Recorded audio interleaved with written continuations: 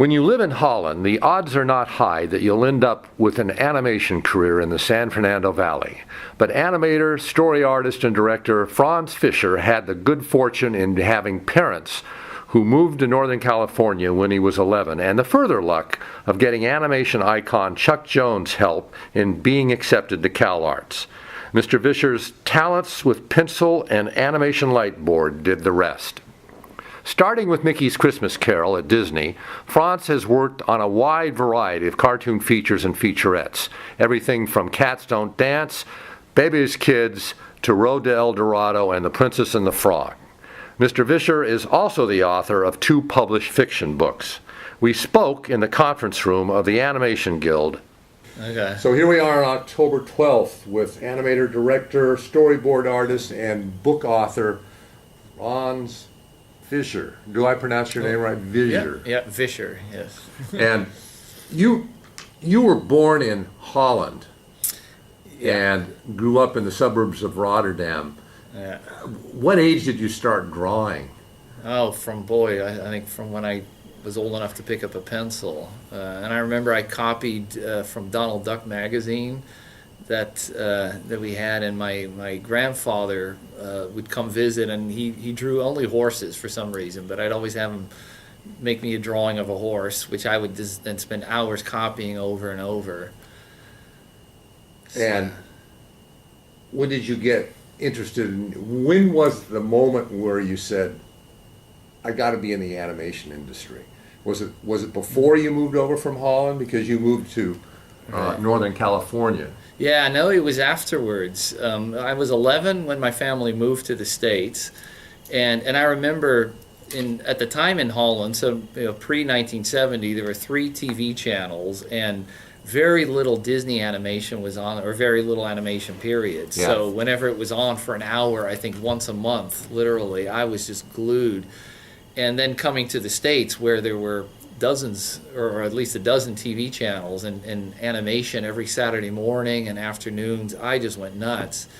And then kind of a funny story that I was just drawing and drawing all the time, and my mother at one point thinking, either is this going to lead to anything, or is he just spending an inordinate amount of time wasting it? Are you going to be a recluse drawing little drawings in your room for the rest live in of their your life? basement for the rest of my life, yeah.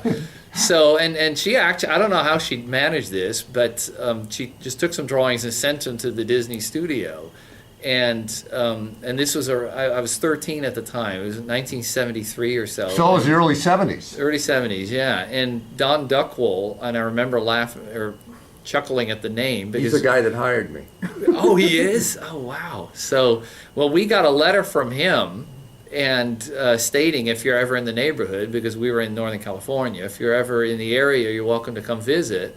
And so the following summer we kind of built a vacation around it in Southern California, and I remember I had an aunt visiting from Holland, and so I have 2 brothers and a sister, so 7 of us showed up at the studio in Burbank, and we were actually allowed to just walk freely throughout the whole studio. And I remember my brother, I have 2 younger brothers, and us grabbing a bike and just riding around and seeing the back lot and everything. Do you remember who you met at that time? I met Ed Hansen. And I think... he was kind of the administrator in charge at right. that time. He later became my boss. And what was it, Williams, an animator or assistant? Chuck Williams? Chuck Williams. Yeah, I met he was there. And I think those are the only names that I can remember. Any of the 9 Old Men? Because they would have still been there. Because this was 74 that you went through? It's 73, actually. 73? So, okay. Yeah, I know. And I might have met Don Hahn even at the time, and he would have been in-betweening about that time. Okay. Just starting out. Somebody kind of led us around. So within the actual animation building, I wasn't free to just go wherever. What was your impression of the studio at that time? Oh, it was like, this is what heaven must be like. I couldn't believe it. And just the idea of people paid to draw and to work on great films. And at the time they were working on Robin Hood, which is not a great film, but still, for me, Starting the Rescuers. It's which is better. But yeah, I loved it. I just could not believe it. And then Ed Hansen actually said, you can buy your parents can buy a little Super 8 camera. You can make your own films, and that's what we did. I was so inspired to do that. So my folks bought a used camera. My dad kind of built a light box, and I just started playing around. One frame at a time. One frame at a time. Yeah. In fact, yeah, it was much later I realized you could do twos and do half the drawings. But I would spend close to a year making a little film, and then going off to get it developed and looking at it and just learning trial by error. And it was only a few years after that you came down to Southern California to go to Cal Arts. How did you get accepted to Cal Arts? Yeah, that's a bit of a story. I should back up too. That also all during high school I was making my own little movies, and I would write Don Duckwall off and on because I visited another time. And I would just write these letters of when I start working at Disney, and he would fire back with, I didn't promise you any job over there, so just kind of covering himself. But I was already planning way ahead when I started Disney, and then this is a bit of a story. Chuck Jones was coming to speak at a junior college up there, and I was in high school at the time, and it was kind of funny too that my parents didn't want to spend money on the daily newspaper, so I would go. Our neighbors would give us the next day the previous day's newspaper, so it was my job every morning to collect the paper. And one day I got out there, and there's a big marked letter, some red marked around something, and it says Chuck Jones is coming to visit, and so I went to go see him by myself, and by then I had bought a movie projector, a Super 8, that came in this big box, and it had a little screen that slid out, and all I needed was to plug the thing in. I wanted to show my film to Chuck Jones. But I was incredibly shy and horribly nervous about this, but I lugged that big box up there to this theater, and Chuck Jones is showing his movies. There's a Q&A afterwards, and I was petrified to even ask a question in front of all these people. I just sat there waiting for everybody to leave so I could be alone with Mr. Jones, which of course would never happen. And then the evening is ending, it's very late, and the guy, whoever's in charge, is kind of leading Mr. Jones out, and I'm still lugging my projector. Your projector and your reel of film. And I think I need an outlet, I need a plug. And finally we're in the lobby, and people are still asking stupid questions like, 24 drawings per second and whatnot. And finally I knew it's now or never, and I said, Mr. Jones, can I please show you my movie? If I could just plug this in, I could, and the guy in charge just, go away, get boy, out of here, you're bothering son. Yeah. And Chuck Jones gave me his card, and he said, why don't you just mail it to me, and I'll take a look at it. And which is what I did. I went home and mailed it, and then 2 weeks later, I get a call from Chuck Jones. And he said he'd seen the movie and really liked it, and he asked if he could make a copy for his own records, and then I'll send it back to you, which of course was fine. And I couldn't believe I'm standing there at home talking to Chuck Jones on our own phone. And he said, have you ever thought about going to Cal Arts? Which I had not. I don't think I'd even So heard he was the one that... Chuck Jones put the idea in your head. Yeah. And the funny thing is the story kind of goes on because I visited Cal Arts and met with Jack Hanna, the head of the animation program, and showed him my portfolio.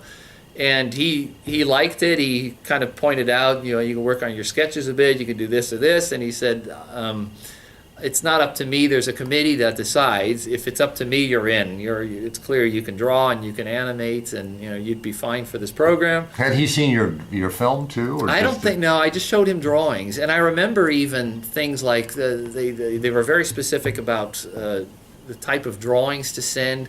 And I thought freehand meant you had to draw from your head, not watching sketching somebody live.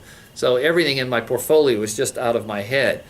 And anyway, but he said it looks fine, just try to strengthen this or this or this. And then 3 months later, I sent the portfolio in, and I was rejected. And I was shocked. Oh my God. I was heartbroken and just fell apart. I couldn't believe it. And I didn't know what to do. And that was the only school I applied to. And I just assumed, you're in. They said I'm in. What's the big deal? So... And I didn't know what to do, but I called Chuck Jones, and I said, they didn't accept me. What do I do? And he said, I know Jack. You know what? I'll talk to him. I'll show him your film. Yeah. which was really nice. And then I remember I was out running, and I came home. My brother said, "Yeah, some guy named Jack Hanna called. He said you can come to school." Oh my God. And I never got a letter of acceptance even. I just that one phone call. So Chuck Jones Yeah, had the leverage to get you into Cal I Arts. couldn't believe it. Yeah, I was really forward. And it all came down from that our neighbors circling the notice on the previous day's paper That's that amazing. he was coming. So, yeah. So then you were at Cal Arts from 78 to 81. To then, 81, right? yeah. So I was there for 3 years. And and I... And tell that great story about You and Joe. Mr. Ramp. Joe Rampt, yeah, Joe Rampt, the story guru from Pixar. So he was one of my classmates, and our second year, I was really bent on I want to get a job at Disney. I want to be hired at the end of this year, and I'm going to make a great film. And I worked extremely hard. Nearly every waking moment that I had, I put into that film. And 5-minute epic. yes, 5.5 5.5 minutes, where they constantly told us story, simplicity, be concise, do fun situations, don't try to tell a big story. And I sort of heard it, but basically ignored it. I just wanted to animate, and I think somehow more meant higher quality to me. So I worked on this film that went on, but I thought it was quite good, actually. And so until the producer show at the end of the school year, where they, of course, hooked all the films together, and I had the misfortune of having my film right after Joe. And Joe had followed exactly everything that I think he just had an innate sense of what to do anyway. But his film was concise, it was short, entertaining, to the point, And funny. And mine was none of those things. So his film played, and he had people rolling in the aisles. And this is the producer show, so Disney people and whatnot are all there. And they loved it. They were, and so did I. I loved it. I was laughing my head off. And his film ended, and then there's 15 or 20 seconds of black leader before the next film starts. So people are laughing over that, and it carries over into my film, and it slowly kind of dies down, and they're concentrating on my film, and it's very quiet, and it just seemed to get quieter and quieter, and it went on and on and on, and I gradually realized that perhaps my film was not as good as I thought it was. And it certainly wasn't entertaining because nobody laughed and nobody did anything until... It just lied there, in other words. Yep, like a dead dog. And I wish I wanted to bury my head and disappear. And I was so depressed for weeks after that. And I think I can thank Joe for it, although painful as it was. But it's the best lesson I've ever had. And I made a far better film the following year, after which I was hired by Disney. Right, not on the first film, but on No. the second. Yeah. So, but as we discussed, it's like you learn from your failures. I don't think you learn as much from your successes. Absolutely. I think it's actually difficult. I mean, unless you're some film historian to point out what makes a film great, I think it's much easier to see what went wrong and that you can learn from on your next project than actually what went right on a project. Yeah, so then you finish your third year at Cal Arts, and you're off to the magic land of Buena Yes. Vista Street in Burbank, Yeah. and you're working for Disney's. And you were talking about your first gig as you were in-betweening for Randy Cartwright, yeah, which is great. And Randy, he had an assistant who was Rebecca Reese, who later married, she wasn't married yet. She wasn't married to Jerry. Jerry then. Reese, yeah. And so I was there in between her. And I remember at Cal Arts thinking that the animation, your main poses is it. The in-betweens are just stupid drawings you hack out that connect one key to the next key.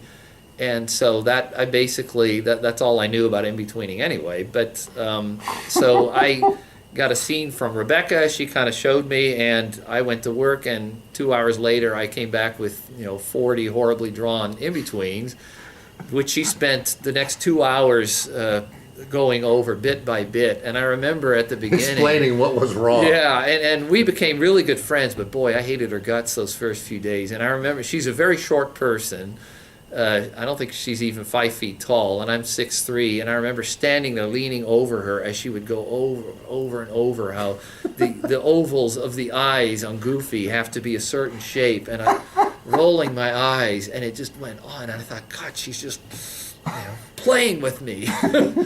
But after toying with me. Yeah, exactly, and just I can't. This is humiliating. But I learned, and I have to say, over the years, I remember how I appreciate what she put me through, because I've seen so many people that do not get those concepts of maintaining exact shapes and volumes, and as things Arcs and all rotate. that stuff. Yeah. So I learned the hard way, but I learned that we've become great friends, Rebecca and I. And then, and it was really fun working with Randy. Unfortunately, when this was on Mickey's Christmas Carol, and when that ended, Randy quit the studio to go work on Little Nemo in Japan. Yeah. And He kind talked of, about that. and I think Rebecca left us, because they were, Jerry and Brad Bird were starting on The Spirit, or at least developing that, and so she went. They moved up to Northern California, so Rebecca left as well, and they left me high and dry, and I got put onto the Black Cauldron, which I did not want to do. Which was a lot of animators' purgatory at that Yes. period of time. So Yeah, and and I worked with Phil Young. I was mainly his assistant, and he worked on the sequence for a year, which ultimately got cut from the film, even this Fair Folk sequence.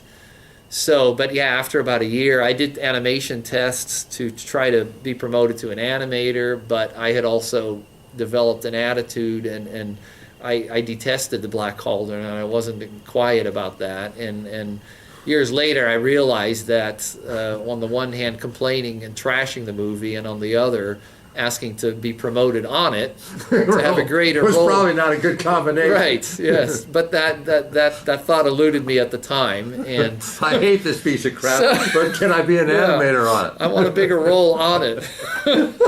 So, and I realized I can't shut up, and I either had to shut up or leave, and so I left. And I went for I had a series of smaller jobs. A buddy of mine was making a live action movie, and I did storyboards and a lot of work on it. It was, but the film was never made. But do you think, you were talking about that earlier, do you think that all that time, was that your first foray into storyboarding when you boarded on that? Other than just stuff I did on my own, I'd never storyboarded before, and here it was for a live action movie, so it wasn't about character design or so much acting as just placement and figuring out camera setups. But it was really good, and I also made a sculpture there, and it was kind of funny. The guy doing this, I knew he was an award-winning. He won an Academy. A student Academy Award. And he was up in the Bay Area at a junior college. I'd met him, and so he'd gotten some funding money and had written a script, and then getting ready to develop that and to shoot the film, which ultimately never happened. But it was really fun working with these guys, and they had actually rented Eartha Kitt's house up in Beverly Hills, and there was a group of 5 or 6 of them. And I would just work with them. I would drive out in the morning and often just crash out on a couch and work the whole next day there, and then work at home or something a day later. But it was a great experience, but the pay was lousy, and I was broke after. And they weren't withholding taxes, so No, you were really in that bad and trouble. I had no money to pay. I basically spent every dime of the few dimes I made there. So then I was advised to go see an accountant who advised me to get a real job. And this is after 9 months, after right? 9 months of completely being broke and realizing I actually owed the government more money, and I thought, this is definitely not happening. And I think I don't regret working on it. It was a fun project, but. I was so eager to leave Disney that this looked like a good opportunity, and I just went for it. And my money, I was making very little at Disney, And I think at the time, I think I was making about $450 a week at Disney as an in-betweener. This is in 1984. And you shot all the way up to 250. Yeah, $250 a week. And I was proud of it. I thought, take that, Disney. Right. I took a big pay cut. I'll show you. Yeah, exactly. And this was 3 months before Michael Eisner and Jeffrey Katzenberg came over to remake the place. Remake Disney, exactly, yeah. So I missed all that. And I remember, while working on that film, all my buddies were being moved to a warehouse in Glendale, out of the animation building, yeah. And I thought, the morale was sort of at a low ebb around there. Yeah. But it picked up later. Yep. So, but then you worked your way back into, I mean, you didn't work your way, but you came back to Disney in several different capacities. Yeah, and in fact, the first project was for Disney, but not at Disney. I worked, let's see now, is that right? Back to Neverland you worked on? I think Back to Neverland, was that before Roger Rabbit? I'm kind of, boy. Yeah, I think it was. That had Robin Williams in it, and that was way prior to the Genie. The Genie, yeah. In fact, and I still remember working on. So Jerry Reese directed Back to Neverland, and which is a little film that explained how animation was being done. It was done for the Disney World Park, right in Epcot, Florida, or not Epcot. Yeah, it was at Studio Tour. It was a studio tour at Indiana. Yeah. And I think it was such a great conceived film. The whole the way Jerry put it together. I remember there was an earlier version that had Siskel and Ebert. Oh, really? The film critics. Yeah, I think Tom Enrique had been working on that. And it wasn't coming together right, and they hired Jerry and gave him very little time, and he came up with his whole different concept of Walter Cronkite and Robin Williams. And worked like gangbusters. He did a phenomenal job. And I still remember him telling me the live action scenes, how it starts off where Walter is a... let's see, is he a tour guide, I think? He's sort of like a roving reporter. It's kind of, almost playing himself, actually, and just meeting a group of people, and there's Robin Williams dressed up in a silly... mouse hat. Right. And a Hawaiian shirt. Right, a complete, Disney geek. And during the filming of that, I remember Jerry telling me how Walter would do his talking. He would ask a question, and then he would hand the microphone or hold the microphone to Robin Williams to answer. And Robin Williams wouldn't shut up. He would just keep talking, and Robin would riff. Right, and Walter would kind of wait for a pause so that he could ask his next question that was in the script. And he complained to Jerry, saying, I never know when he's going to stop, so I don't know when I'm going to move the mic away. And Jerry said, that's just the fun of it. I want to capture that energy between the two of you.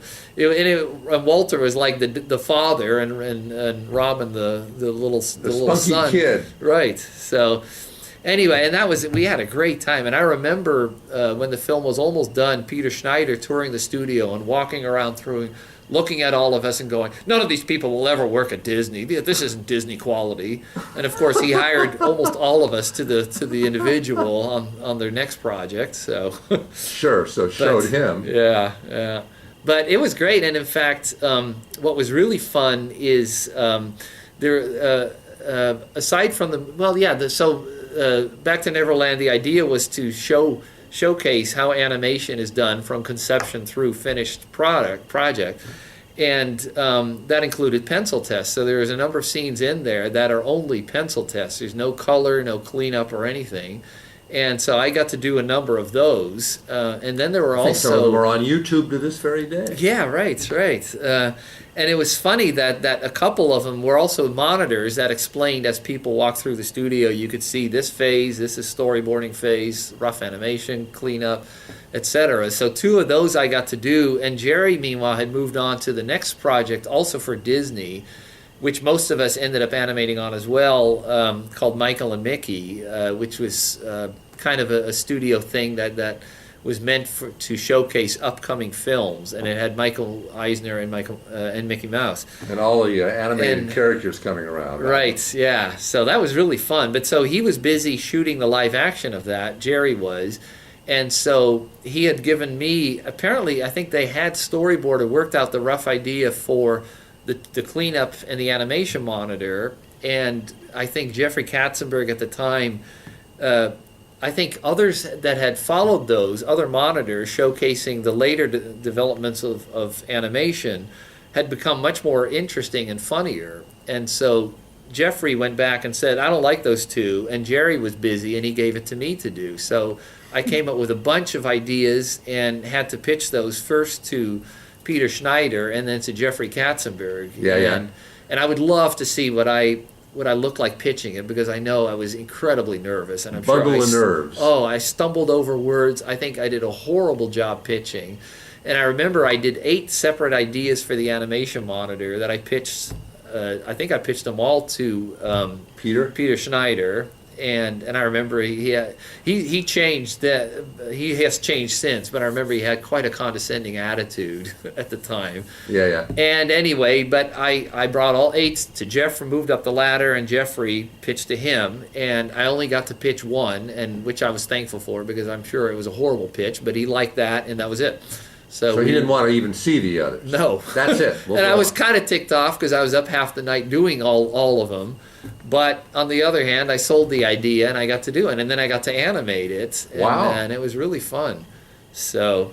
Oh, I saw all your handiwork there at the park. It was great. Well, yeah, and I've actually never seen it in Florida. I've been there since, but never when that was there. Oh, it was there for years. Too bad you missed it, because it's really good. Huh. And what went after that? Did you you went so on? Then Roger Rabbit was the next. Yeah, I mean Michael and Mickey was next, and I got to do Chernabog, the from the Night on Bald Mountain from Fantasia, which was you great. the guy doing all of it? I got to do that. Wow! And it's funny too. I remember I visited the set where Jerry was shooting the live action with Michael Eisner, and saw the storyboards for it, and I kind of approached him and thinking, I'm sure everybody wants to do it, but I'm going to put in my 2 bits, and asked if I could do Chernabog, and he said, oh, nobody else wants to do that, you got it. Really? So I got to do it, which is great. It was really fun. I still remember that, those big arms coming in around Michael. And it's sorry, Mr. Eisner. It's it was well done. Following in Bill Teitla's footsteps. Yeah, that was a little nerve-wracking, but no, it was a great opportunity, and I felt really grateful for it. And after that, the whole crew again just moved on over to Tummy Trouble. So you know what? I did work. That did come. I had worked on Roger Rabbit by then.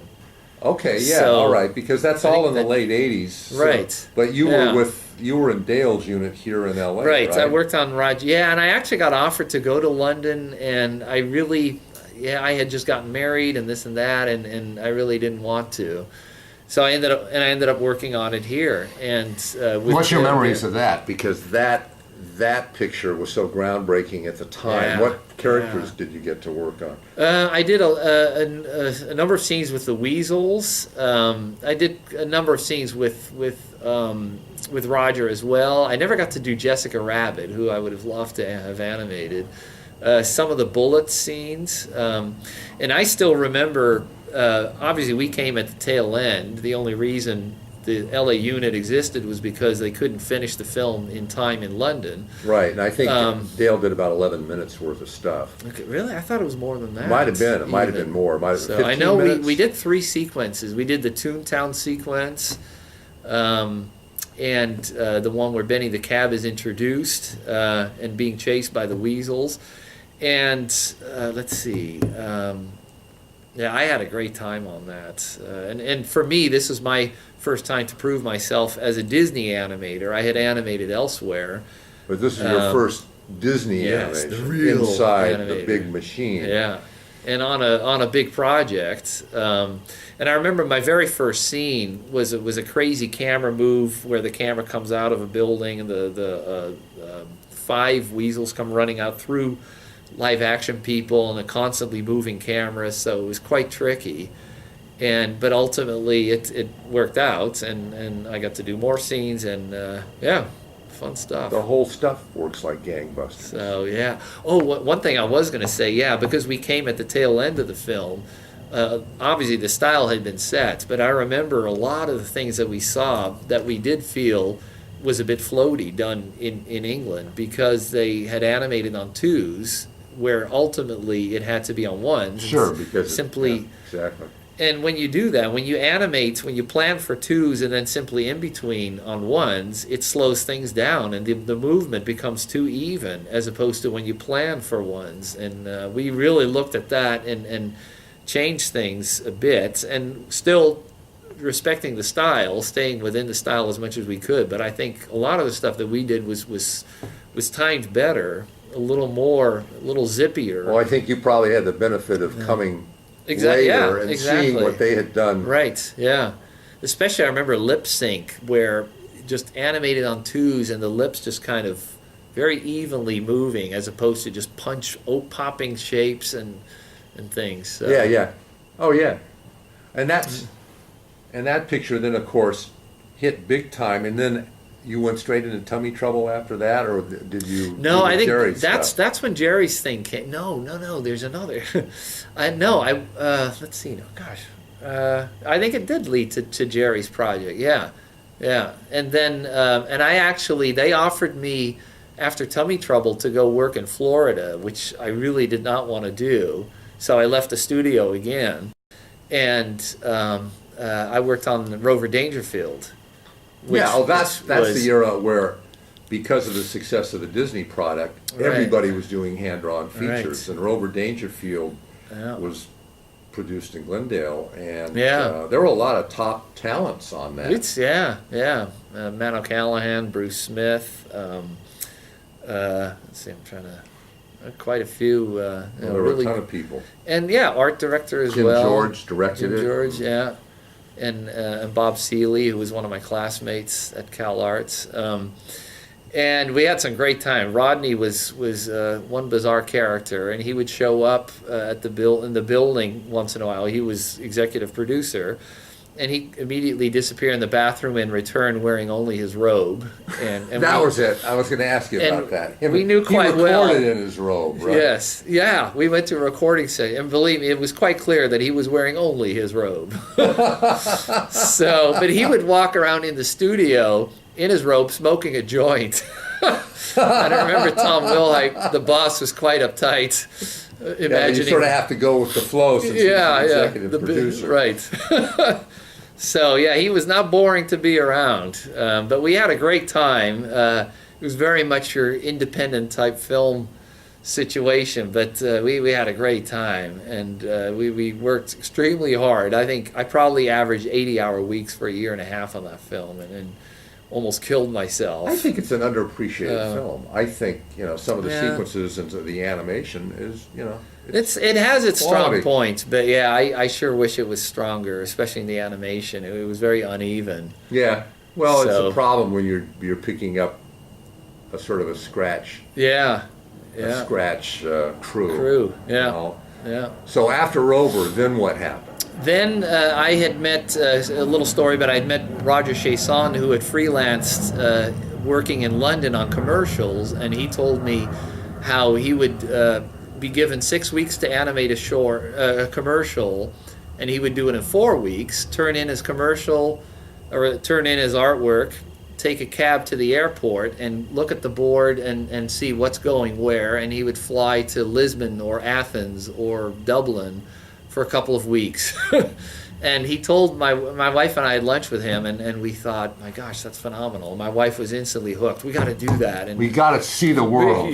Before we have kids, and we'll never see anything. And we did. And Roger actually set me up with Passion Pictures, and the man who owns that, Andrew Ruman. Is it Ruman? He just won an Oscar last year for a film that was actually animated in Australia, but it was a co-production. And I had planned, I talked to Tom Wilhite, the head of Hyperion, where I was still working, and where Rover was done, and to quit. And he said, why don't you stay with us, and you can work, because we're heading up, you can head up our unit in London. So I did that. I was able to hire a crew there. And so partially I did some freelance for commercial studios, and I worked for a year, ended up on Bebe's Kids, which was their next feature. Directed by Bruce Smith. Right, Bruce Smith, yeah. And so that was really fun. And I stayed on. So we were in London for almost 2 years, and my wife ended up having a job. She was an editor at, or an assistant editor at Bon Appetit magazine, and she found editorial work on a cookbook there. Oh wow! She was actually in charge of it. So you were both working. Yeah, and loving it, and spending every dime we had traveling. Did you take her through your old haunts in Rotterdam? Yeah. We visited Holland several times, as well as flew all over Europe and England, and it was phenomenal. Boy, life's great without kids. That's right. Those were the days. Yeah. Simple spontaneity. So, but no, we had a great time, and working was great too. And I remember taking some months off and just spending an afternoon sketching in a pub, drinking beer and writing and drawing, and oh my gosh, that was great.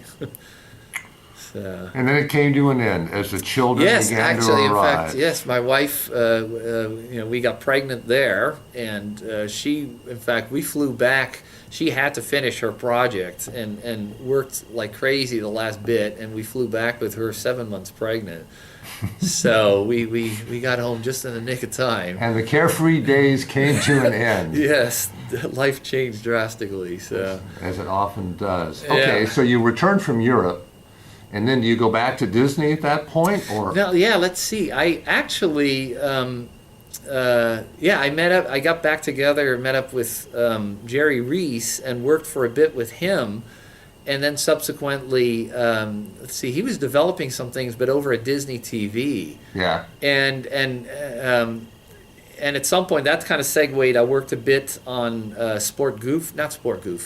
Goofy movie that Kevin Lima directed. Yeah. So doing some storyboards. And didn't they do that in Paris? They animated it there, but I was storyboarding. But you were boarding it here. Yeah. And then my son was born during that time. And let's see. Yeah, and let's see. What else did I do? I think from there, that led into Cats Don't Dance. So you boarded on that, and then you left Disney. This is your third time leaving Disney. Well, yeah, I didn't really see that as working at least not Disney Features, but yeah, and that wasn't long term anyway. That was I boarded I think for only 3 months on the Goofy movie, and no, I was offered to direct a little film. That was let's see, it was called Zach and Company, and it was for Metrolight Studios, and it was a pilot for a TV show. And the pay was terrible. I had to beg animators to do a couple of scenes for me, and I kept it as simple as could. But I had a great time with it. It was really fun. And then when the pilot didn't sell you, how did you get... You and Mark Dindal were roommates at Cal Arts. Right, so. Yeah, we knew each other quite well, Mark and I. And while I was working on that TV pilot, I got somehow met up with Mark, who was developing Cats Don't Dance. And that was at Turner Feature Animation. That was it, right. And so I definitely, I saw the designs and I thought, this is phenomenal, I want to do this. So I signed on while I was directing, and it kind of overlapped. I started on Cats Don't Dance, and then at night would go still kind of finish up the shorts that we were doing. Wow. And then started doing test animation of Darla Dimple, and also doing storyboards on Cats Don't Dance, and a lot of frustration and a lot of fun on that film. The frustration in that the story was constantly being rewritten. I remember, she's the head of Columbia now. What's her name? Amy Pascal. Amy Pascal, yeah. She was put in charge of that unit, the feature animation. And Brian McEntee was the art director, right? And Dindal was the director, and you had a good directing we did. There team. were a lot of good people. There was a lot of good work in that film, and I'm very proud of it. It has its weaknesses, and part of it was that Amy Pascal, I think, wanted a completely different film than Mark Dindal did, and she would hire and force on Mark numerous writers. Yeah. And I remember at one point even Brad Bird wrote a treatment of it. It wasn't a full script, but we were animating on this film, and Cats Don't Dance is the cats are all the characters, the animal characters are all like humans, walking on hind legs, wearing clothes. And Brad Bird wrote a treatment where they were literally studio cats that lived in the alleyways, and four-legged, not wearing clothes cats. And I never read it, I only heard about it, but when you're in production, you can't change course that drastically. Yeah, he was making an entirely different film, so that really didn't help. But there were other. I remember the two guys that did. Oh God, what was it called? Oh, remember Planet? Ice Planet? No, no, not an animated film. I'm blanking out. These two sets of writers, and I really liked them. What was the guy that it was named the worst film ever? Not Planet X? Yeah, wasn't. Do you remember? And there was who was the director of that? God, I'm so bad with names. But anyway, I don't remember good films, let alone Tim Burton directed this film. Oh Mars. It had Invaders from Mars. That's it. Yeah, something like. And it had a big cast: Jack Nicholson and Michael J. Fox. Yeah. And the two writers of that, and I really liked them. They came on as well after, and they were only, a portion of some of the writers that came on during the production of Cats Don't Dance. So, and they added some really good stuff as well, but that's how that production went. The story was in flux all the way through production. It's hard when you've got part of it in production. It's hard. You can't throw it out and start over. No, and certainly this wasn't Disney, so we had a decent budget to do decent animation, but we didn't have an unlimited budget. So we couldn't change too much, and even as the story was changing, it of course affected some of the things that happened earlier. It's a real different, edgy, it's a real different kind of hand-drawn animated feature. It doesn't look like a Disney feature, which I think is to its strength. Yeah, I'm glad, to compete head-on with Disney, and why? I mean, if you're going to be at a different place. So how did you like, you were in charge of Darla, and I know that Max. you've spoken about that in other situations, but how did that all develop? You were really in on the design work after the initial designs. I had my hand in it and trying to figure out how to make her curly hair work in a design sense, and I played with her proportions a bit. Studied Shirley Temple quite a bit, and then of course seeing how I can make the exact opposite and have her, when she played like Shirley Temple, when she was sweet, it would be a caricature of Shirley Temple. And then a caricature of some horribly evil child that was entertaining. So yeah, and she could have tantrums. Right, I saw that and it was I had a ball doing it. And there were four of us. Let's see, Jeff Johnson, Mike Kunkel, Wayne. Oh God, I forget their name. Oh, terrible. That's all right. Doesn't matter. But anyway, there were four animators plus myself. And we worked really well together, and we just almost not that we did our own thing. We definitely worked with. I think the whole animation department really worked well together, but we definitely felt like a tight knit group. We played soccer on the roof of that building, during breaks, and just did all sorts of stuff together, and really felt like we were working together on our film. That film lasted, about a year and 3 months for animation and all that? No, it was 3 years. Was it 3 years? Yeah. Including animation, or I'm thinking no, most of it was a lot of the development. Yeah, no, most of it was animation. I was there because the script was set when I got there. I did do some storyboarding, but it was maybe not quite 3 years, but close to it. Yeah. The majority of the time that I was there was all animation. It was actually a longer, I mean, now they slam them right through. Right, yeah. I keep forgetting that was a fairly long production. Yeah, and we did throw out stuff. I mean, again, within reason, but because some of it simply just had to be, because the story had changed so drastically. So, it went on and on. Yeah, Mark told me when I interviewed him that he started developing that thing in Hanna-Barbera, and then when they spun off created the feature unit. The Turner feature unit, he moved over to Glendale. Right. He started, I think, originally in the Hanna-Barbera studio. Yeah, and Ted Turner actually came in one day. I remember that because let's see, yeah, DreamWorks was being created, and Warner Brothers was getting into the act, and the possibility of losing his whole crew was quite real, and none of us particularly wanted to leave the studio. And yet there were all these frustrations within getting the film done the way we knew it had to be done. Yeah, yeah. And we had a meeting, and suddenly there's Ted Turner, and he actually got on his knees and please don't leave, please. Beg. Yeah, it was pretty funny, and I liked him. He was definitely, he's not your typical exec, so. Your typical billionaire. Yeah, It's a little different than many. So, yeah, and it is unfortunate that the movie was released under Warner Brothers, that he did sell out ultimately, Ted. So it became an even bigger billionaire. Yeah. Oh, yeah. But because I remember, I think it was New Line Cinema that he owned at the time. He owned Castle Rock and New Line Cinema. And Hanna-Barbera. And Hanna-Barbera and Turner Feature Animation.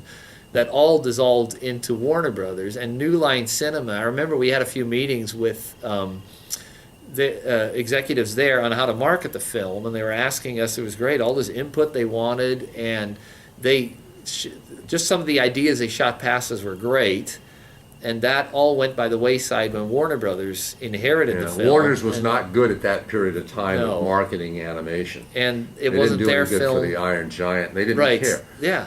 I don't know what their thing is, but they did a horrible advertising campaign, and whatever, the film died. Yeah. Yeah, but there were other films that died as well. Yeah, that didn't not the deserve only to one. die. Yeah. So you finished Cats Don't Dance, and even though you've been begged by Ted Turner to stay on, the studio dissolves, Yeah. and you moved on. You went back to Disney at that point, or No, you went I on to ended DreamWorks? up. I went to DreamWorks. Yeah. I was offered a lot more money by Disney and offered Turk on Tarzan, and I still don't know if I made the right decision or not, but I ended up deciding to go to DreamWorks, and partially because DreamWorks had a clean slate and could do whatever they wanted. Disney had their history, which can be a good and a bad. That can be a pro and a con. And I at the time just felt it weighed them down, and that DreamWorks had just so many opportunities to make different films. So I did storyboards for 3.5 years. I mean, for a year and a half on the Rotel Dorado, and then I animated. I was a supervising animator on the Chief in Rodel, in the Rotel Dorado. Yeah. So you missed the Prince of Egypt completely, then, right? Yeah, it's funny. They gave me a credit on it, which was nice of them. But there was a 2-week break where nothing was coming through, and I animated, I think, 2 scenes, and. But yeah, I admire the work put in The Prince of Egypt, but I think that should have been made as a live action movie. I just don't think that's what animation is for. DeMille made a version. Yes, and that did just fine. Made 2 versions. Yeah, exactly. So yeah, I think animation is an art form of caricature and graphics, and to do realistically drawn people, I just don't understand. And DreamWorks ended up doing quite a bit of that. So and in fact, after the Rotel Dorado, they made Spirit, which I had a choice actually to go back to storyboarding, and I took that and ended up working on a film which was never made ultimately, Tusker. Yeah. It was to be animated up at PDI, but I was doing storyboards in Glendale and then fly up once a week or so. Yeah, Tusker went over to Imaji for a bit. Yeah, and I hear that it's still, somebody owns it and it still intends to make it. Yeah, I think it's still out there and still is on life support, but has not died. And it was odd too, just like the Rotel Dorado, a very simple, basic premise that should be a great film, and DreamWorks could not see it. Yeah, well, Lorna Cook was the last director on it over at Imaji. Huh. And she's now over at Disney Toons. Right. So yeah. She's doing that. So when you finished up on Tusker and they shelved the picture, was it at that point that you went back to Disney? No, not for quite a while. I remember talking to Ron and John about Treasure Planet, And they offered me, I mean, the main roles have been done. They offered me some of the alien characters, and ultimately, I ended up not doing it. And I had a lot of things going on in my life too. My wife and I adopted a little girl from China, and, wow. and at the beginning, I remember it was right when I left, it was like a month after I left DreamWorks that we went to China, and that was a 2-year process of filling out gobs of paperwork. And also I had a children's book published, and this all came within a very short time. I left DreamWorks, went to China, and my book came out.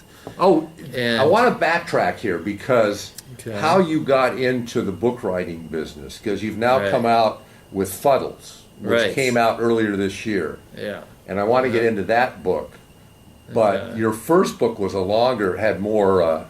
it's called a chapter book, and writing. It's called it's a children's novel, but I think I started that while I was on Cats Don't Dance, and my son was born, and so this was shortly after we came back from London, and I would just spend a lot of time drawing him and kind of played around with some story ideas, not thinking book at all. Just I don't know what I was thinking, just plain drawing and just playing with ideas.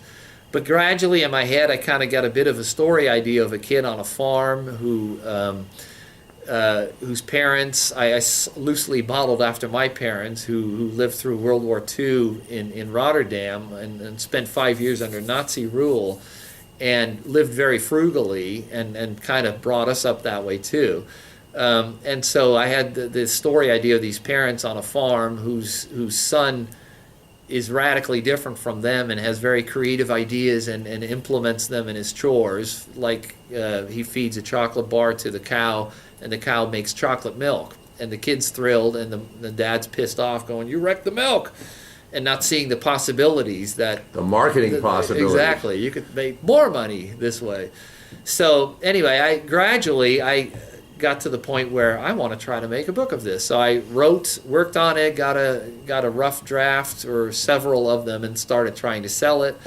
And meantime, Cats Don't Dance was ending, and I knew I did not want to work at Warner Brothers, and it basically became Disney or DreamWorks. And I had a lawyer with me, and went to go meet with actually Gary Kreisel at Disney at DreamWorks. Yeah, he had moved over from Disney Television Animation to DreamWorks Animation. Yeah, or TV animation, which anyway, and I pitched my book idea as a film idea to him, and he said, and I showed him some of the drawings, which he really liked, and he says, this looks more like a book.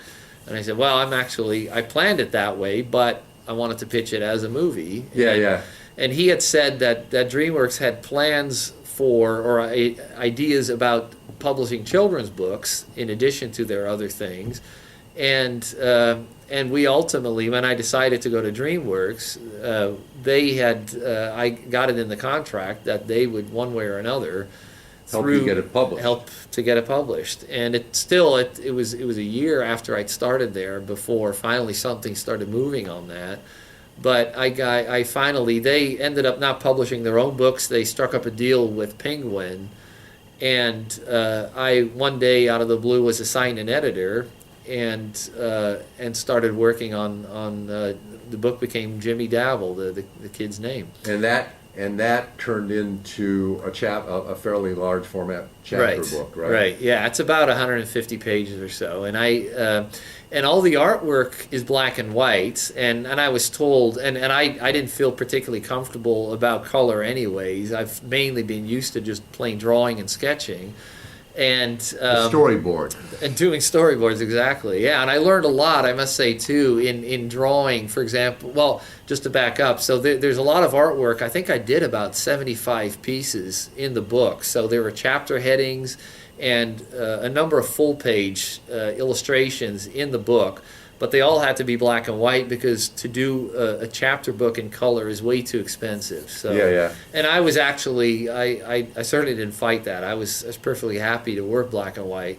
So, but I also learned that about illustration, that it certainly is a different medium. I would draw the kids' the boy's bedroom, for example. He's sitting there reading a book in his room, and then a few pages later we needed an illustration of the parents' bedroom, and I would kind of rough it out and just planning things out. And after a bit I realized that everything looked exactly the same. The bed in the kid's room looked like his parents' bed, and the nightstand, and I realized that... And the camera angles are the same. Well, but at least in storyboarding, I knew how to place things and all that. But when there's an art director that follows you up when you're working in animation, you can just rough out. You need a bed, you need a house and some trees in the background. Yeah. And I realized that I was drawing the same tree every time, and I realized that I can't do that as an illustrator, because what I do is the final thing. There's no one going to step in to set some kind of a style guide. That's me. I'm the art director. Did your editor go, did anybody at Penguin go, wait a minute? Yeah, no. In fact, I basically caught myself and realized, just looking at them all side by side, that I need to do a little research here and work a little harder on what I'm doing. So it was a great learning lesson. And then that book came out just a matter of weeks after we came back with our baby from China. She was 11 months old when we got her, and this is 2001, so she's 11 now. And so it was a very exciting time. So I did a bunch of... You had a book, you had a new child. Yeah. You had all kinds of stuff. And I remember the very first book signing I did was at Storyopolis, which has since moved, but they were on Robertson in West Los Angeles. And I remember Kelly Asbury, who was at DreamWorks when I was there, and also Brad Bird, both... came to your signing? No. They helped me set it up there. That was quite a big deal to be there. And I forget how I was talking to Brad, but he had mentioned, if you need help, I know. Apparently, I think he knew the owners, so they both independently called them up and was able to set me up with a book signing there, which is really great. And was it a successful book signing? Yeah, there was a big crowd there. That went really well. And for me, it was a learning lesson to, again, not sitting there behind a desk and behind the camera, so to speak. I had to be front and center and read the book and act it out and all that. And then do the signing afterwards. Right, yeah. So. Well, that sounds fabulous. Fun. So, and that thing's still in print, right? No, I don't think it is. You can still buy it. I think there's copies here and there on Amazon, but I think they printed 5,000 or 6,000 copies, so it's not a huge printing, and it did okay. But and another thing that was really unfortunate is that when we came back from China, the editor, there was a message on our answering machine saying that I'm your contact person at Penguin, and it turned out my editor had left and didn't even bother telling me, which was rather disappointing. The book was coming out in weeks, and here I had nobody there on my side. Nobody there supporting you. Nope. And so I called them, and they said, well, things like book signing, you set those up yourself, which I knew nothing about, and I basically learned on the job and just calling. You learn as you go. How many book signings did you do for that all told? Did you do a lot all over the country, or did you just do a few? No, I only did them locally. I couldn't afford to go to New York or something, and they certainly weren't going to fly me there. So I would just call up a Barnes & Noble or an independent store and just set it up myself and figure out an activity for kids to do. I actually made little marionette puppets that kids could cut out. I did drawings of arms and legs that kids could cut and paste up together and make a marionette out of. So I probably did 20 book signings or so up in Northern California as well as here. Your old hometown. So yeah. But mainly in California. Yeah. Now how many? I have a question about, because I haven't read the book. How many pictures do you have? It's a chapter book, so it's principally writing. Right. How many pictures would you do per chapter? It varies, but I think they wanted to take advantage of the fact that I was an artist, that I could draw. So I did, I think, 75 or so. Oh, so it's quite a few drawings. Which is more than, most chapter books. Like you look at the Harry Potter book, there's a small illustration only at the chapter heading, and that's it. Yeah. So, but I did them throughout. Yeah, but J.K. Rowling can't draw, as far as I know. Yeah.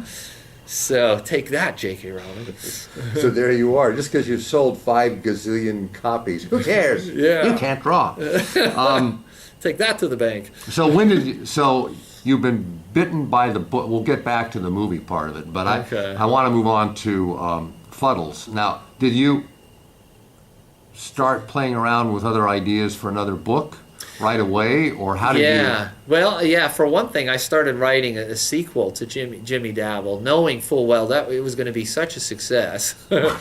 So, but with my editor gone, nobody cared about me back at Penguin. So, but yeah, I didn't write it full out. I did about a 40-page treatment or so, and I would still like to do that someday. But I started on yet another one, and years went by meanwhile, and I ended up finally, I finished the second one, this novel. It has nothing to do with Jimmy Dabble, and I tried selling it on my own, sending it around, and I finally realized I need an agent, and I found an agent, and that too, I got turned down by quite a few. That's, in and of itself, it's not easy to get an agent. Sure. But I found one who lives in Chicago, and he liked what I had written on this, and he tried selling it and spent most of a year, but ultimately couldn't sell it either. Right. But during that time, he said, why don't you do a picture book? And I've always, I have nothing against picture books, but I always wanted to do more form material, just like I prefer features over shorts. Right. And I love doing shorts, and it's a nice break, and you can graphically do a lot of different things, but I love real storytelling, something you can really sink your teeth into. And it's the same with books, and I really wanted to... the first act and the whole... Yeah, exactly, and really get into character nuances and whatnot. But I thought, why not? I'd love to do that, and took some time trying to figure out, okay, what am I going to do a picture book about? What am I going to do? And at home, I have this humongous black and white cat, and I've sketched him often, just like I did with my son getting the idea for Jimmy Dabble, and suddenly it struck me, like, my God, yeah, there's my idea. And I came up, and he does a lot of funny things. We have these old-fashioned, our house was built in 1930, and we have these door handles that you push a latch down and then push the door open instead of turning a knob. Yeah. And he can actually reach up, push the latch down, and then put his weight and whoop, open a door. And open the door. And he walks through the whole house, and just a lot of things I observed, and he the poses that he strikes when he's sleeping. And so I came up with a story idea and ran this by the agent. He says, yeah, that sounds good. And, cats, there's a market for that and all that. And I never think of marketing particularly, but he right away, obviously his job is to sell, and he right away thought there's a lot of cat people out there, and there are, I found out since. So I came up with an idea, and he helped me where you have to make a dummy for a picture book, and a dummy is basically, it's a mock-up, and you have the text. And again, I was fortunate because I can do both write and draw the book. So I came out. I just put the whole thing together, sent it to him, and he actually helped me kind of put it in shape. I did 3 different dummies and finally he felt like, okay, I think I can sell this. This is good enough, and he pushed me to put more story into it. Then I originally just had a very simple kind of a day in the life of this fat cat. And anyway, he... so you fleshed out the story. Basically, it came... How quickly did he... I bet he sold it pretty quickly then, didn't he? No. I think it took a good 8 months. Still. Really? Yeah. And so you had a lot of people going, yeah, cute, but... Yeah, and things... And the funny thing is, this is like pitching a film, too, where the comments you get are so contradictory. One would say it's too commercial. The other would say it looks too different. I can never sell this. And I think if it's too commercial, why would you have a problem selling it? And he was saying, and I was back at Disney by then working on Princess and the Frog, and my agent would say he's a Disney animator. Of course, they pick up on that. It looks too cartoony. It looks too this, too that. And all right, I can draw it more realistically, and still trying to find a way that I can do something that I can be proud of and still sell it. Yeah. So anyway, and I remember on Princess and the Frog, having come back, I had been gone for 18 years here before when I came back, and pretty much had kind of started all over. Yeah. And so I was getting crowd scenes. I was because I had come on late, or not late. I mean, it was still early in the production, but I had been gone for so long, and a lot of people had been already on board. So I'm getting crowd scenes while they're trying to figure out what character I should work on or whatever. But I mean, I spent like a month doing nothing but crowd scenes and thinking, come on, at this point in my career, I'm doing this. I can't believe this. But keeping a good attitude. And I'm heading on my way to Daly's, and I got a call on my cell phone from my agent, and he says, I've got a 2-book deal. So, oh my God! And he sold Fuddles. And it was to what publisher? It was Simon & Schuster. Simon & Schuster, the biggie. I couldn't believe it. And so how did now my next question is, tying into the animation, you've got that great YouTube ad of Fuddles, the animation. How did that come about? Yeah. Is that your idea, or did they say, hey, you're an animator, you can do this? I definitely came up with that. But the idea of I had never even heard of a book trailer, and apparently that's been happening for a little while. I think a lot of authors have done them where it's just like I am now, just talking into a camera about their project. And somebody told me that Tony Ficilli I had bought a copy of his book, Let's Do Nothing it's called, and he had done a book trailer. And so somebody told me about it, and I saw it on YouTube, and I thought, God, that's great, and I should do that. And his is fully colored and fully painted, in the style of his book. Yeah. And I thought, my cat's black and white. I don't even have to ink and paint it. It's cheap. I can do this. So I came up with a little idea, and I ultimately did have color, and I had now the title. I mean, the letters are all color, right? Right. Yeah, the letters are color, and the cat's basically pencil test almost, isn't it? It is. The only thing is what we ended up doing. Dan Larson did all the camera moves for me and the scene planning, but he said too.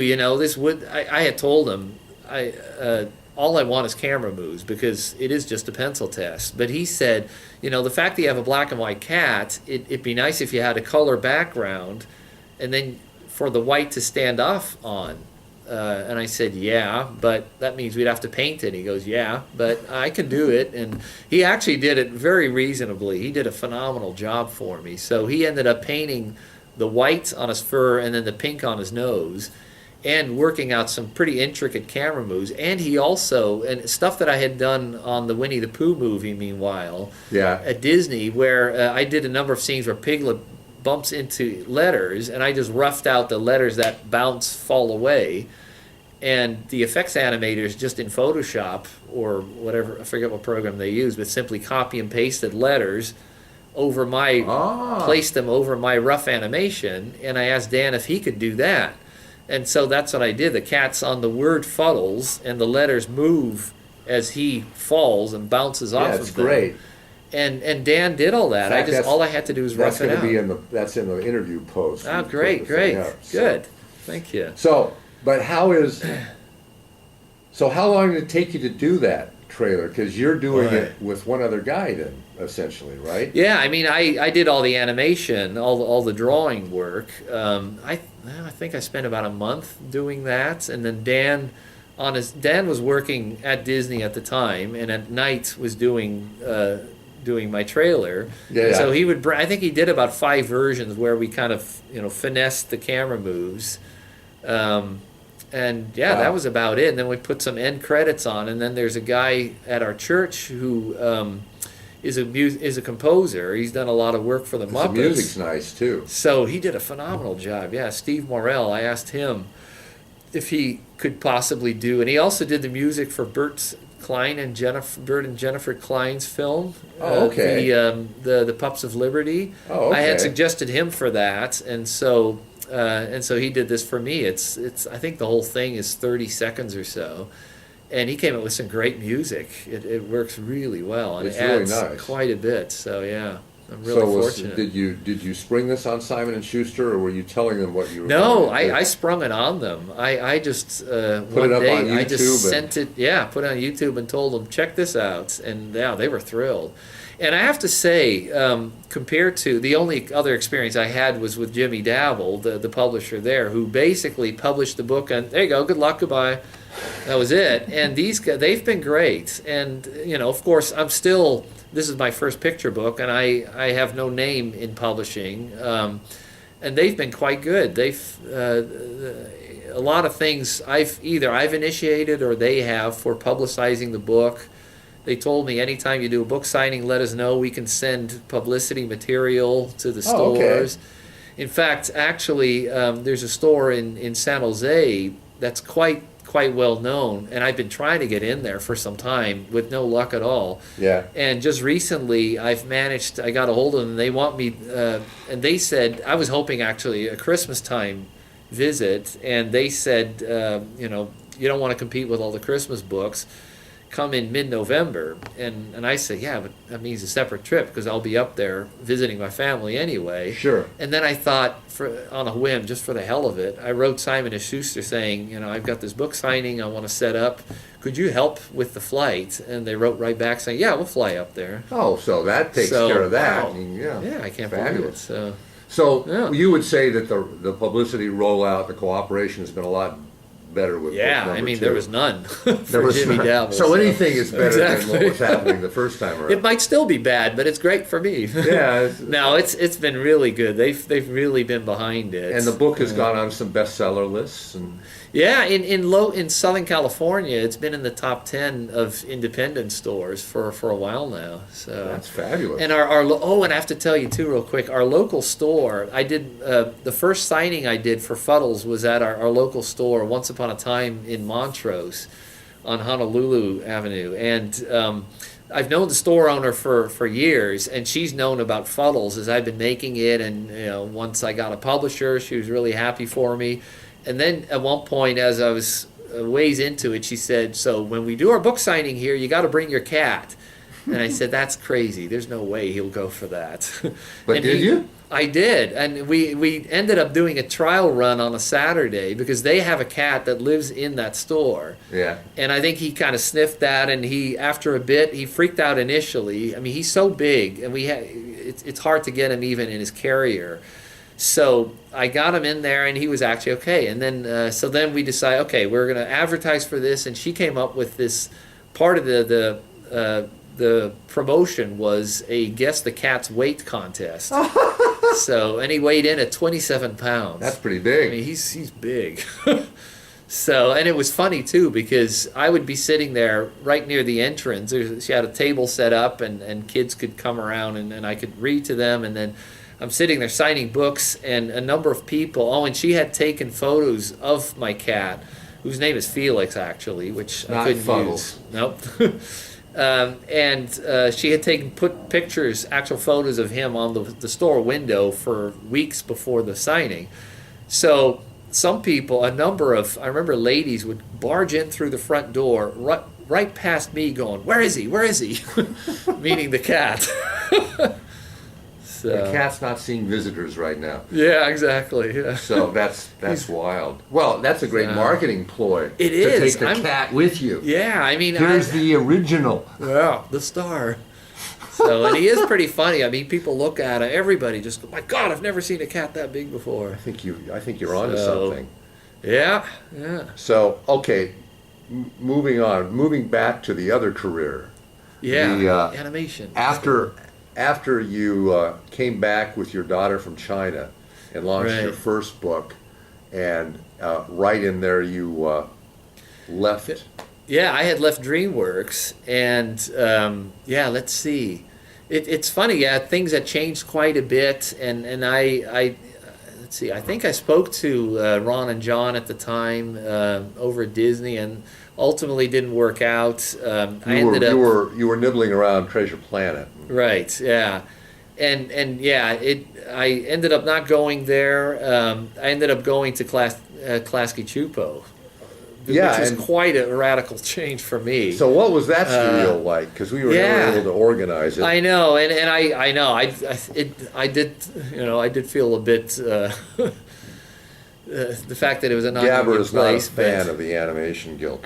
oh yeah, I'm sure. Yeah, and it's funny. I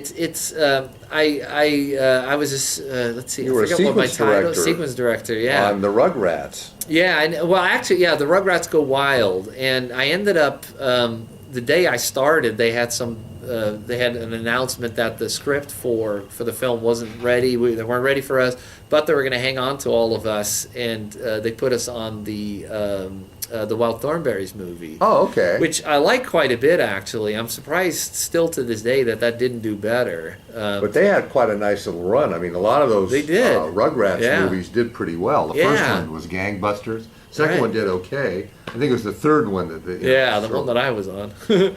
And it's funny too. The designs I've always had a hard time with, but the storytelling I really like, and the storyboarding. There's a lot of inventive stuff they do there, visually and in terms of storytelling. So yeah, so I spent 6 months on the Wild Thornberry movie, just basically just animating. Oh wow! And I mean, we were supposed to. It was called layouts. You know, we were basically doing poses for the studio in, I forget, Korea, that ultimately animated it. And I remember there was a supervising animator in charge, or sequence director, and I remember she gave me a scene, and I just had fun with it, and I think I did it on 6s or so, and roughly timed it out. And they had cameras there. I mean, what do you call it? A setup to shoot your animation. The video. Yeah, and I show it to her, I give it to her, and she goes, "Oh, you did a lot of drawings there, as if this is a bad thing." And They're not used to it. Yeah, and she actually looked at it as a problem. I don't know how they're going to take it overseas. And I go, well, it's a guide for them. They can just add drawings and you're done. Yeah, So just exactly. put it on model a little more, basically what I'm used to. And then the next scene, and there was some fun. It was a lot of fun stuff. And I added a few more drawings than I was supposed to. And I think the sequence director actually ended up talking to the overall director, saying she just didn't know what to do with me. And finally, They're not used to all these drawings. yeah, and they finally said, just let him go. And so I ended up just flat out animating. I was doing stuff on ones quite a bit. For the Wild Thornberry So movie. yeah. So and then the Rugrats Go Wild started and did storyboards. That was really fun. So you boarded on that, and then you directed sequences. Right, yeah, and did layout, animation, and had a kind of a crew that I was working with. So you were And- actually running the whole gamut. I mean, yeah, you were quite a going bit. I all the way mean, through. we weren't at any of the recording sessions. I mean, that's very specifically The directors. TV oriented. But even that, they have specific casting directors or voice directors who do You that. do all that. So So but how long did that picture it was take about a you? year and a half or Wow. so. Yeah, it was a decent. I think so. Because 'Cause there I was- think I was there for 2 years. There was Classic yeah, Chuko. okay, that sounds good. And you enjoyed the studio. Yeah, I think, and the two people directing it, and of course, God, I'm blanking out on their names, but I thought they were terrific, and the way there was a real openness in the studio, I liked it. They moved over to the Mercedes dealership while you Yeah, were there, that's weren't they? no, they were there when I they- when oh, I got they were there. already- Yeah, it was really fun. Every night we would work late. And across the street, they'd have all these openings over at the what's it called? Cinerama Dome? Yeah. So it was really fun, the red carpet and everything, and limos pulling up, and we're sitting there eating, watching this. So That but yeah, sounds it was a like good fun, yeah. experience. I liked it. So after that 2-year gig, Yeah. and your 2 features over there, you've worked on a lot of features for a lot of different people. Yeah. It's funny because compared to Disney, where it's 3 or 4 years, you can do more at other places. You're So cranking. yeah. So after that, I went on to Curious George. So And you worked on that for a couple of years. right? Yeah. First storyboarding, and then Matt O'Callahan came on and changed. And by then, I had been I had moved. It's funny too. I had moved over into animation, doing preliminary tests. And then when Matt came on, he ended up changing the story a fair amount. Yeah. And so more test animation with new characters, and it's funny because I love doing test animation. I remember doing a couple of scenes, one with a character who ended up being thrown out, but they used George Takei. George Takei. Is it Takei or Takei? I think it's Takei. I don't know. From Star Trek. I know that my 20-year-old son does a ferocious George. Oh, really? Takei. Yeah. Imitation. Yeah, this really condescending sort of voice. He's one of the great voices. Yeah, it's too bad. But basically, somebody just gave me one of the Star Trek movies, and I just had an editor pull a bunch of lines, and I just kind of cut them together, added some pauses and some breaths and coughs, and came up with a bit of a line that kind of told a bit of a story. Yeah. And animated it, and it's really fun to do that. Yeah. Oh, yeah. Yeah, and then the production of Curious George, which took, it took so long to get going because story was just forever going on and eating up the budgets, as you know, of Curious George. Well, we got William Goldman to do a draft of the script, right. and that wasn't cheap. And I read that version, and I'm looking at it thinking, how, especially the thing that most got me was that they had the film start off with a narrator. In his version, his is the only version that had a narrator, and there was some iconic image of George sleeping on a statue of a monkey, of a big rock-like, statue made of rock, and there's a narrator starting off in the script, and a little ways into the story, you find out that this sculpture is the narrator somehow, which doesn't make a whole lot of sense. But then it goes on where. At one point, I remember George is being terrorized by this dog, this vicious dog that's chasing him and about to just rip him to shreds. And the way the story reads is that, or the script is that it goes into slow motion. The dog's gaining, he's slobbering at the mouth, teeth everywhere, and he's about to devour George, and the image freezes. And then the image suddenly rewinds backwards, and then the narrator's voice comes on and says, now you didn't think that I would just let this happen, would you? Of course not. And then it goes back to before where he first meets the dog, and then the story goes in a different direction. And I'm thinking, so this means that all of George's actions have no consequences. This guy is a godlike overseer who can change anything, which destroys the whole concept of Curious George, because Curious George is a curious little monkey, who goes out and makes things happen. And mischievously, he's not a bad monkey, but like a little kid, he does things, and maybe things break, and then he learns the consequences. And if you have some overseer who can change, things, then you have no consequence, and you have no drama. You're never going to feel sorry or afraid for a character if the guy can just step in and change the course of actions. Right, exactly. So it's absurd. Yeah, well, and they spent $2 million on this script, $1 or $2 million. Well, that was because there was somebody at Universal that liked William Goldman. William Goldman's a great screenwriter, but not in that particular case. Nope. Yeah, he's done phenomenal stuff. But, so Curious George, when that wrapped. At that point, what did you do? Yeah, what did I do? I think I went out to the Simpsons movie. Oh, that's right. We talked about that. For only about 6 months, and thankfully there was a feature department. They were kind of over at Stars developing, and they were doing a film called Sheepish, which I thought had a lot going for it. And I remember that. I don't know if it ever did get made or not. No, it never got made. They got fairly well into it, and then what happened was, I think, management changed. I think Stars bought out IDT. That was it. Stars bought out It was IDT IDT when I started there. And that's when they said, we're closing the feature division. They were on the verge of hiring Ron and John. Right, They had left.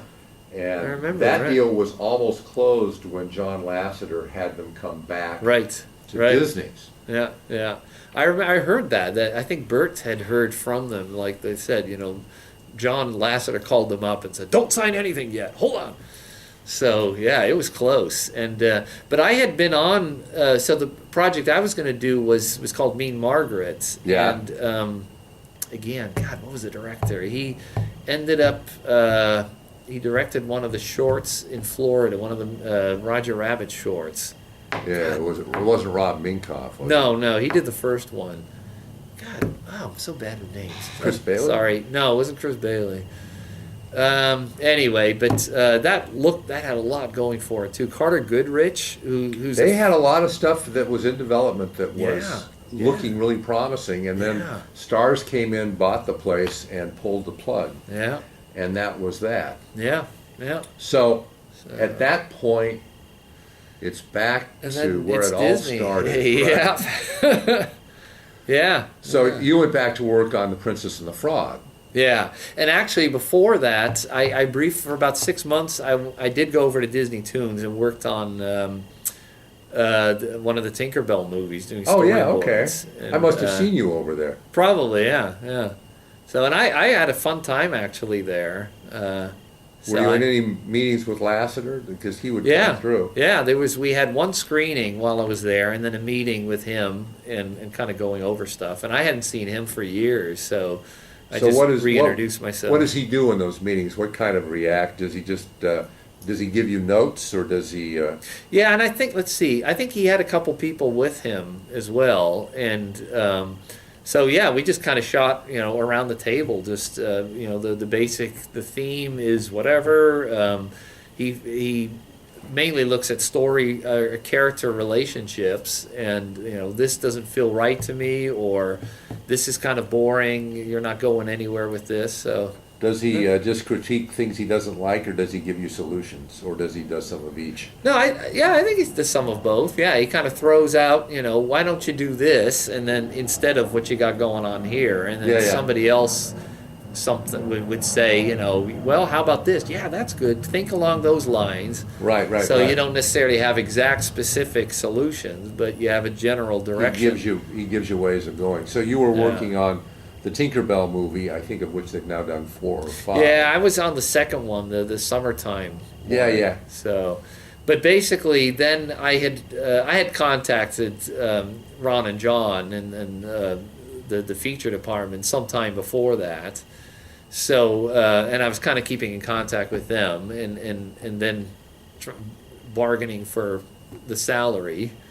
So, and that went on for a couple of months actually. And then you swung back to Disney Feature from Disney Toons. Yeah. Now on Princess and the Frog, what was your role there? Were you boarding and then also animating? No, I was only animating. Yeah. I haven't storyboarded in quite a while actually. Really? Or not since Disney Toons. Yeah. Oh, okay. So I've only animated Disney features now. So what were your characters on Princess and the Frog? It was Facilier after a bit. I mean, it took a while, and I had requested that, and I knew Bruce Smith plenty well. So it was fun, and he's a tricky character, certainly. It was a good entertaining film. Yeah. I have to say too, it took me a while, having been away from Disney for so long, and having worked on films, Curious George. I don't know, I was doing at least 20 feet a week and supervising a lot of stuff, going over other people's stuff. So I've been used to knocking out footage much more than taking a scene. And I remember the first few scenes that Bruce gave, and we acted it out with the directors, and then I animated what we acted out. Yeah. And then I show it to Bruce, and he goes, well, how about if you do this? And he comes up with a completely different idea. And it kind of realizing that, oh, right, You're back in the Disney mode. Yeah, I can invent stuff. I shouldn't just do by the book or whatever. And even though it was a tight schedule and all that, it's still a tight Disney schedule. So you were used to being able to hit your marks without a whole lot of trouble.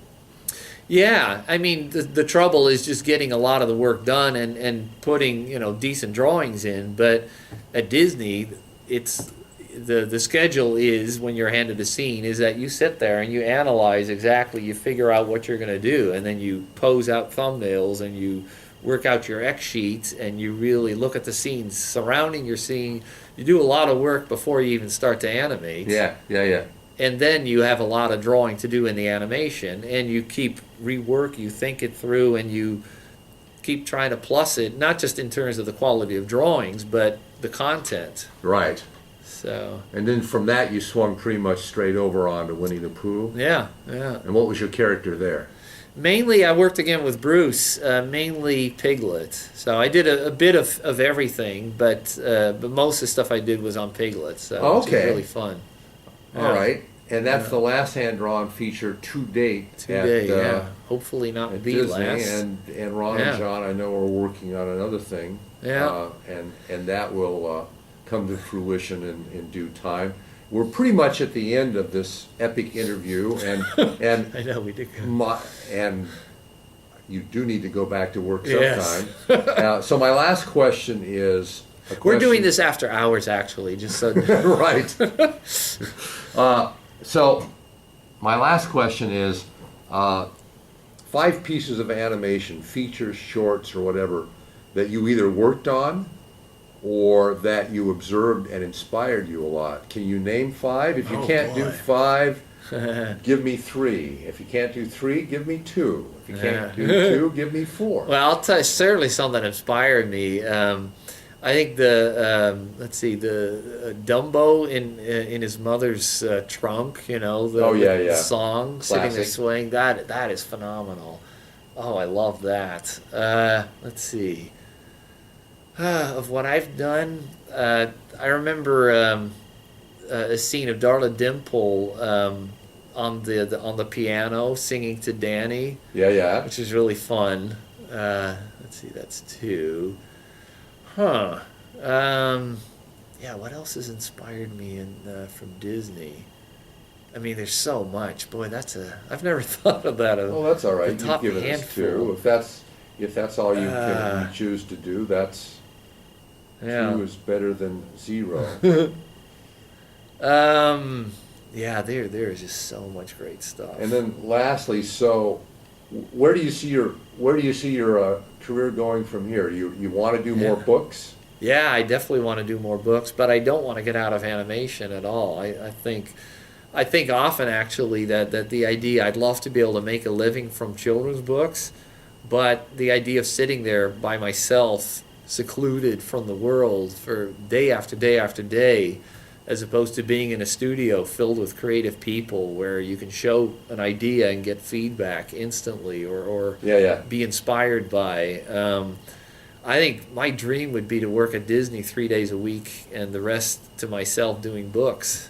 So you want Bernie Mattinson's job 3 days a week. I think Ed Gombert did that too. Oh, and Ed did that for a long time. Yeah. Ed ultimately told me that he enjoys being back in the studio because I think he found what you suspected, which is it gets very confining doing all your work from home. Yeah. I mean, I kind of think of be careful what you wish for because, for a few months on end, to be able to just work at home and lounge around in your sweats all day without showering and just doing what you want, is great. But after a year of that, or year after year after year, sounds really lonely to me. Gets a little samey. Yeah, and not just socially, but just the inspiration you get of being around other artists, I think, is great. Yeah. All right. Well, thank you, Franz. Thank you for the interview. Thank you, Ed.